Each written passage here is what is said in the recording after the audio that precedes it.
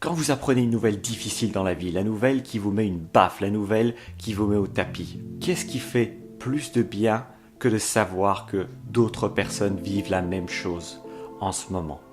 Qu'est-ce qui fait plus de bien que de savoir que vous n'êtes pas seul? D'autres personnes ressentent ces émotions qui sont difficiles à gérer, de désespoir, de négativité. Et c'est tellement difficile de se rappeler qu'on n'est pas tout seul parce que souvent on est tout seul dans ces moments-là. On est tout seul, les gens autour de nous sont désemparés tout comme on peut l'être. Et c'est tellement difficile de réaliser qu'on n'est pas tout seul parce que quand une nouvelle nous affecte tellement, en général les gens autour de nous sont affectés aussi. Tout ce qu'ils peuvent faire, c'est avoir un peu de compassion. Peut-être nous prendre dans les bras et nous dire que ça va aller, mais est-ce que ça fait autant de bien que d'avoir quelqu'un qui a vécu la même chose que nous? Nous regarder droit en face et nous dire « ça va aller, je suis passé par là, ça va aller ». C'est un véritable besoin. Et le fait d'être coupé socialement, le fait de ne pas avoir un muscle social qui nous pousse à rencontrer les gens, faire plein de rencontres, ça nous handicape à ce niveau-là, ça nous handicape en termes de résilience. On a tous besoin d'être rassurés à un moment ou à un autre. Cela dit, qu'est-ce qu'on fait quand on n'a personne autour de soi? Est-ce qu'on va sortir dans la rue pour dire à tout le monde qu'on a un problème jusqu'au moment où on va trouver une personne qui va nous rassurer et avoir vécu la même chose? Non, il n'y a pas grand monde qui va faire ça. Alors qu'est-ce qu'on fait pour se rassurer sans prendre un calmant? Parce que moi je suis vraiment anti-médicaments en général. Alors bien sûr les médicaments, les tranquillisants en particulier, attention je ne dis pas tous les médicaments, mais les anxiolytiques, les tranquillisants, bon, ce genre de choses, j'essaye vraiment d'éviter au maximum parce qu'ils ont une tendance à nous couper de la réalité, à développer des addictions, alors qu'il y a une alternative. Et cette alternative, elle est tellement simple qu'il n'y a pas grand monde qui l'essaye parce qu'il n'y a pas grand monde qui y croit. Et cette alternative, c'est le fait de méditer.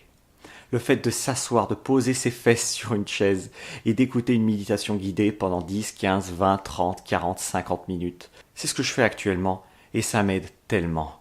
Ça m'aide tellement parce que ça ne me coupe pas de la réalité comme le ferait un tranquillisant. Un tranquillisant vous met un coup de poing, vous êtes déconnecté pendant le temps qu'il est efficace et ensuite quoi?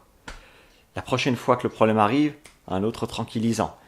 Et ensuite quoi? La prochaine fois qu'un problème arrive, un autre tranquillisant. C'est presque un peu trop facile dans un sens parce que ça ne permet pas de développer le muscle qu'il y a en vous, qui vous permet d'avoir confiance en votre habilité à vous rassurer quand il y a un moment difficile. Et cette habilité, elle se développe.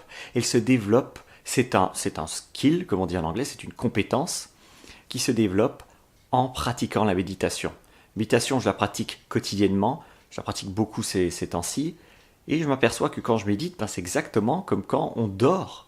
Sauf qu'on est éveillé. La méditation, c'est un peu dormir éveillé. Alors, est-ce que vous avez beaucoup de problèmes quand vous dormez? Est-ce que vous voyez vraiment le verre à moitié vide quand vous dormez? Bien sûr que non, vous n'êtes même pas présent. Le corps s'harmonise naturellement. Toutes les tâches du type les tâches endocriniennes, les tâches immunitaires, les tâches digestives se font plus facilement parce qu'il n'y a pas ce cerveau qui vient balancer ses hormones du stress, qui viennent ralentir tout le processus toutes les 3 minutes. Alors pour terminer la vidéo, je vous pose juste cette question. Est-ce que vous avez déjà médité par le passé? Sinon, pourquoi ne pas commencer aujourd'hui? Ça prend 5 minutes. Il y a un lien dans la description qui vous lie sur une vidéo qui vous permet de vous concentrer sur votre respiration pendant 5 minutes. Ça vous prend 5 minutes.